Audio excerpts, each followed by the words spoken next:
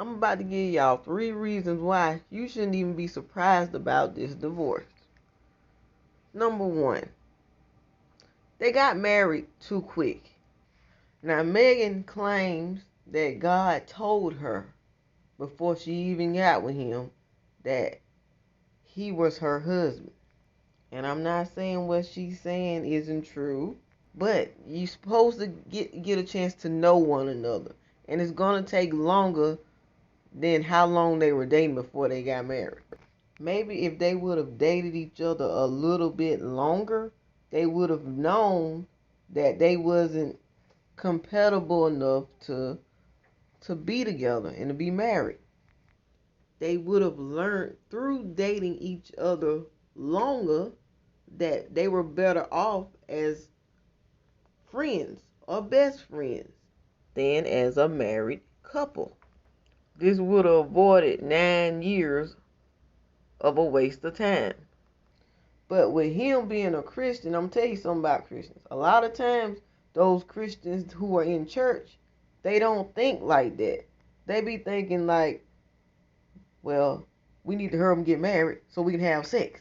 And so they'll rush and get married to a person quickly without even knowing them long enough. And then they be the first ones to get a divorce. I've seen this many a times. I know a couple of preachers who did the same thing. They'll date somebody for a couple of months and then they'll marry them, have kids by them. Then a couple of years later they get a divorce. I know preachers who have gotten several divorces. And y'all do too. This is why I say this shouldn't be a surprise to you. But the difference is because they're celebrities, y'all put them on to a standard. You put them up on a pedestal like they supposed to be better than you or better than the regular people you see every day when they're not. The only difference between you and them is they in the spotlight and they have money, and that's it.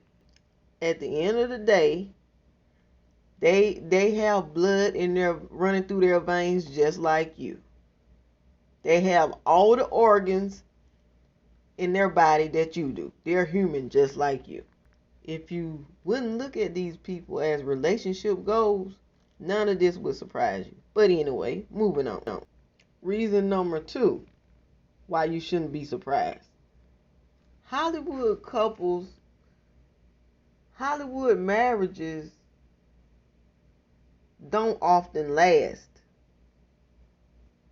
When it's like in Hollywood and you have a producer and an actor wife, a lot of times, not all the time, but a lot of times these relationships don't last long. I'm willing to bet they both had very busy schedules and couldn't spend the time that they wanted together.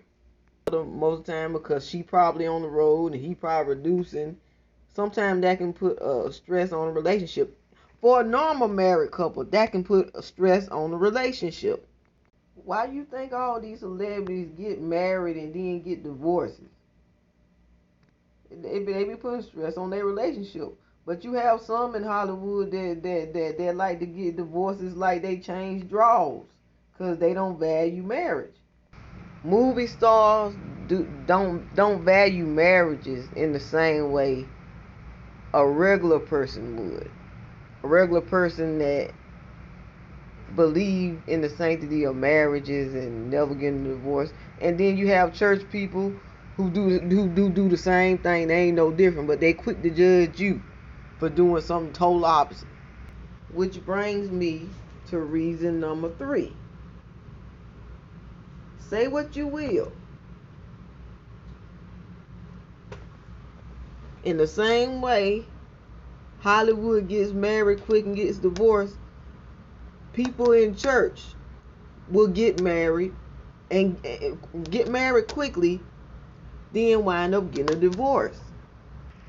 Because for as much as they try to preach the word to you and throw the Bible at you, they don't follow their own rules.